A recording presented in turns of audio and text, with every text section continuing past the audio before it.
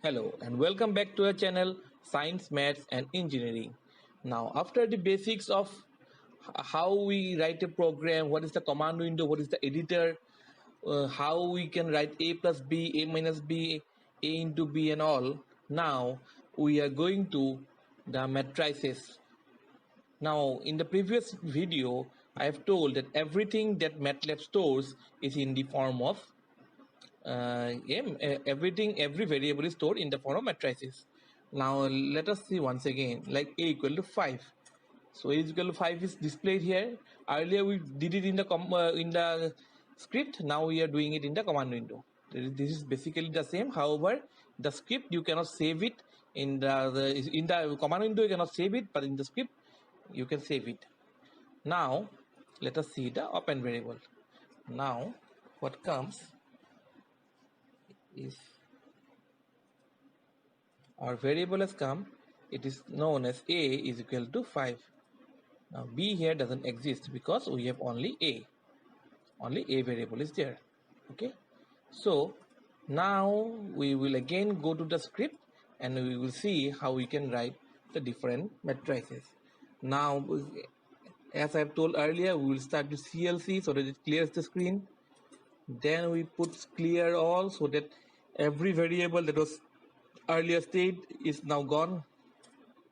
Now we start with our matrices. Now we will write A is equal to 1 space 2 space 3 bracket close, and then let us run this one first. Okay, so before that we have to save it. So when we try to run, we are getting it as save. So we'll save it as matrix operations. Save. So now when we go to our command window, here you can see a is equal to 1 space 2 space 3 we gave inside the square bracket. So it is taking it as a is equal to 1 2 3. So a is basically now a 1 by 3 matrix. 1 by 3 matrix. Here it is a is 1 2 3. This is 1 by 3 matrix. Now let us go here. We'll put a semicolon here. Let b is equal to 4 5 6, and so c is equal to a plus b. Now let us run this again. So here we are getting c. If we forget the value of a and b, and if we can 1, we can go here and we can check it. Otherwise what I can do is just type a, enter, b, enter. So C, A is 1, 2 and 3, B is 4, 5 and 6. So A plus B is what? 1 plus 4 is 5, 2 plus 5 is 7, 3 plus 6 is 9. So this is how this matrix addition is done. Now let us go to matrix subtraction. Let us do it here again. So let it be D is equal to B minus A. Okay, so we'll run this again. So you see, what was there? A was 1 2 3, B was 4 5 6. So when we subtract, we get 4 minus 1 is 3, 5 minus 2 is 3, 6 minus 3 is 3. Now this has become very monotonous, so let me change this value to maybe minus 6, then it is 5, then it is 21. Let's run it again. So we check the value of A and B also. So see, A was 1 2 and 3, B is minus 6 5 and 21. So minus 6 minus 1 is minus 7, 5 minus 2 is 3, 21 minus 3 is 18, whereas C was A plus B. So 1 plus minus 6 is minus 5, 2 plus 5 is 7, and 3 plus 21 is 24. So this is how matrix addition and subtraction is done. Now let us go to matrix multiplication. Now as you know that matrices can be multiplied if a matrix is m by n and there is another matrix that is n by p, then we can multiply it so that we get m by p matrix. Now let us do one thing. let us go for a 3 by 1 matrix first. So here we have, let us remove this part. Let us have C is equal to 7 colon 8 colon 9. Okay, so we will run this. We will not put any semicolon, so we'll simply run it. So what do we get? A is a 3 by 1 by 3 matrix. C is a 3 by 1 matrix. So when we multiply, what we get, let us see it here. Now D is equal to A into B. Okay, let's see what it comes. Okay, it was not B, it should be C, because B, the matrix dimensions do not match C when it was B. So A into B, the matrix dimensions must agree, so it was not agreeing, so we have an error. Now since C is the matrix, so we will give it C. So let us see now. Okay, now you see how it comes. 1 into 7 is 7, 2 into 8 is 16, 7 plus 16, that is 23, plus 3 into 9 is 27, plus 23, that is 50. So this is 50.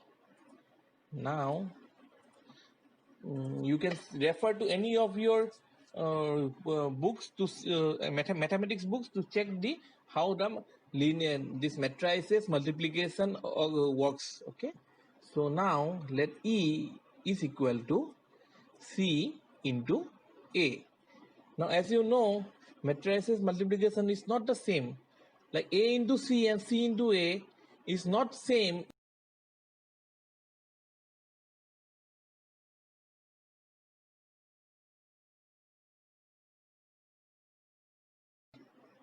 So let us see now. We'll run it again. So what is comes is that C into A. So 7 into 1 is 7, 7 into 2 is 14, 7 into 3 is 21. Then 8 into 1 is 8, 8 into 2 is 16, 8 into 3 is 24. And 9 into 1 is 9, 9 into 2 is 18, 9 into 3 is 27. So this is how it works. Okay. So now we will see some very easy methods of how to create matrices. Like when we want to have a matrices of, like, suppose it has all the values as 0 or all the values as 1. So we'll see that. Now let us go to that. Now let F is equal to zeros 3, 3. Okay, let it be 3, 4. So let us run this again.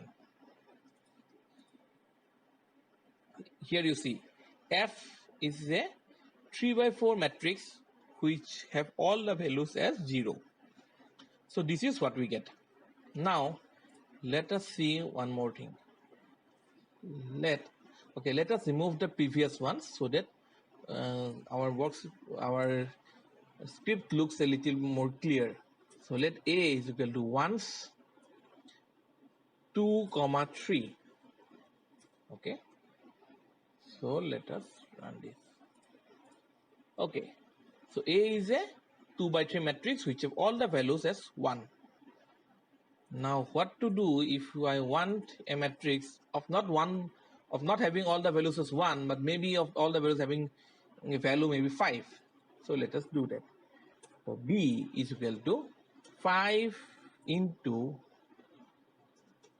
1s, let it be 3, 3 matrix this time. Okay, let us run this. So you see B becomes a 5 into 1, so it is 5. All values are 5 and it is a 3 by 3 matrix. So this is how we can define matrices very easily. Okay, now in C or C++, if we go, then if we have to define it earlier, that okay, this is a matrix of this dimension and all. But here we can do it like at any time we can do it, even if suppose we do not define anything. And it means sometimes what happens is that we do not define the matrix dimensions initially, and then when we do the for loop and all, we may change the matrix dimension. That also works in MATLAB. However, what it does is that it slows down the processor. So my advice would be that whenever you have a matrix, if you know the dimensions, just specify the dimensions during the start only. And here one more interesting thing is that after doing everything, we can again change the matrix dimension here also. Okay, let it be like this. So where I have already specified A is equal to 1, 2 by 3, so it's a 2 by 3 matrix. Now I'm changing it to a 1 by 1 matrix having value 61. So you will just run it. So it is showing here because we have not separated. So this command was executed earlier, so it is showing now. But if we go to the variable space, if we go here, or if we just type A here and enter, we'll get 61. If we go to the variable, A is now a 1 by 1 matrix, whereas B is a 3 by 3 matrix and F is a 4 by 3 matrix. Sorry, 3 by 4 matrix. So these are some of the things that are there. And then let us go to one more thing, that is C is equal to RAND 4, 2. Okay. So what it does, let us see. Can you see? So C is a 4 by 2 matrix. As we have specified 4, 2, so it is a 4 by 2 matrix. And here are some numbers. So what are these numbers? Basically, these are random numbers. Okay. Now, if I save this, suppose I copy these ones and I run this program again. Okay. And I'm the earlier one, this one. So you can see these values have changed because this is a random number generator. So it generates the numbers randomly between 0 and 1. Okay. So this is how we can like generate random numbers also. So this is one. These are some of these basic applications of matrices that we can use. Now let us check one more thing. Suppose I want to print the value of A here, which is 61 here. So what I do, I go to printf,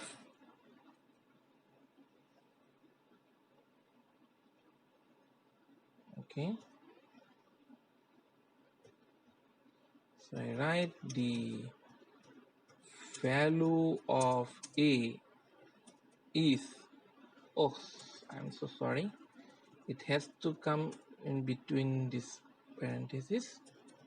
The value of A is %f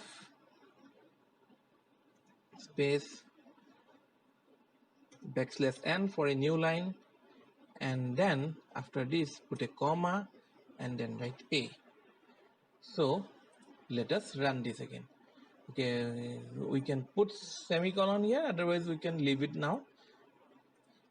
See, whenever you run anything, it is always better to put the semicolon so that you do not this MATLAB doesn't have to print these values, because printing is actually a computationally expensive method. Like whenever you do any programming, if it is printing, then it takes much more computation time. However, if you are not printing it, then it doesn't take much computation time and your process runs very fast. Now see, the value of A is 61, and since I put %f, so it is giving us 61.0 this 6 zeros here. Okay, now if I put %d and run it again, and let us comment everything, not comment actually, let us suppress everything with semicolon. So what I see is that only this one comes, that the value of A is 61. Now one more thing, as I was saying about comment, is that we can comment something. Now here the value of A is no longer needed, as A is equal to 1, 2 by 3 is not there now, and A is equal to 61 is now what we are looking for. So we can comment this one. That's Control R, or we can go here and suppose we want to comment this, so click here, right click, and then comment. Okay. Now why comment is also important is that we can put a % sign here. The % sign in front of anything means it is commented. So percentage sign, and then we can write some comments so that we remember this code.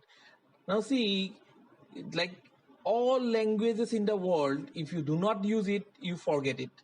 Maybe it is your native language, obviously native language you always use. Maybe it is a language that you have learned, maybe any language that you have learned, or maybe any programming language. If you do not use it, you forget it.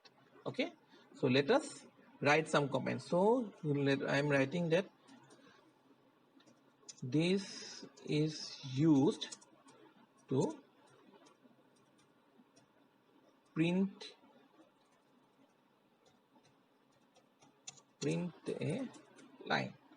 Okay, so this is all these are all the things. These are very basic things.